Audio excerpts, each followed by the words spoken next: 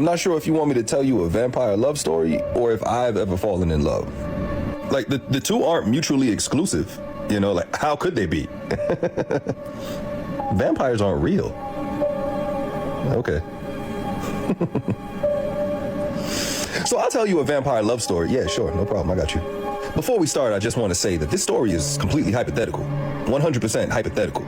It also takes place in the 1920s, a time period in which I could never exist, so I cannot be held accountable for anything you hear in this story. Because I wasn't there. You get it, right? Okay, here we go. I read a story one time about a vampire named Vic. And apparently in 1679, Vic was 17. Around this time, Vic met a really nice girl. The young lady's name was Riesling, spelled just like the wine. Just like it. They got married and built themselves a cabin in the woods.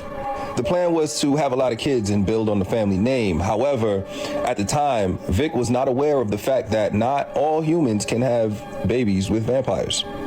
After trying for many, many years, they finally gave up. And around this time, Riesling started realizing that Vic has not changed. Vic's features have not changed. On top of the fact that they couldn't have kids, the fact that Vic continuously looked younger than her and never aged started to affect her mentally.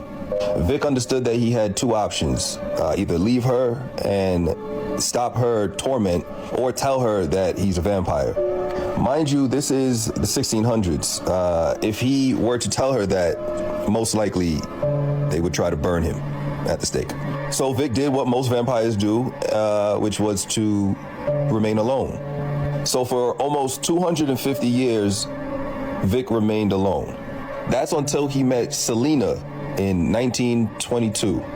Their first date was going out to the movies to see Nosferatu. On top of the fact that Selena reminded Vic of Riesling, Selena's reaction to the movie Nosferatu intrigued Vic a little bit more. She seemed to understand the vampire's plight and empathize in ways that he's never seen other humans empathize before. After that day, he was completely hooked. He knew he was in love. But he also knew that he had only two options: either leave this lady alone or tell her the truth. After spending 250 years alone, Vic decided to tell her the truth. That night, he sits her down and says, "Selena, there's something I want to tell you about myself, and you might not like it. And I'm hoping that you'll love me the same way, despite this." Now, a little background on Selena. She's a part of a temperance group. During the Prohibition era, there were temperance groups with a goal and a focus on limiting and stopping the consumption of alcohol by all. There was also a focus on jailing anyone selling alcohol, as it was illegal.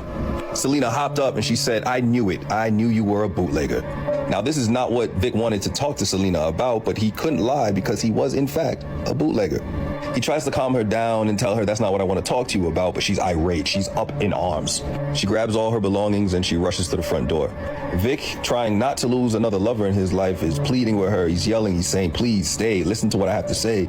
She doesn't want to hear any of it. She grabs her coat and she leaves. The next morning, Selena goes straight to the FBI. And that's because she thinks the FBI's sole purpose is to catch criminals. It's said that the FBI was formed to investigate corruption in the government. That's not actually the truth. The FBI was created as a way to integrate vampires into human society. When the FBI was created in 1909 or 1908, one of them, their main focus was to push vampire propaganda. Now the question is, why would they use propaganda? Well, the FBI knows that no matter how true a thing is, if it's unbelievable to the human brain will protect the human. Saying that there's another species out there that lives off the blood of humans and only comes out at night, and they're scared of garlic. That will make you think a thing is not real. Not only were they using propaganda, but they were also using distractions. What if I told you that Prohibition was just a distraction to get all the vampires into human society without anyone looking? There's no coincidence that the first vampire movie came out during Prohibition. I believe it came out in 1922. Anyway, back to the main story. Selena was never seen again because she started talking about the wrong people. Vic didn't figure this out for about 5 years. He actually thought Selena just vanished and wanted nothing to do with him.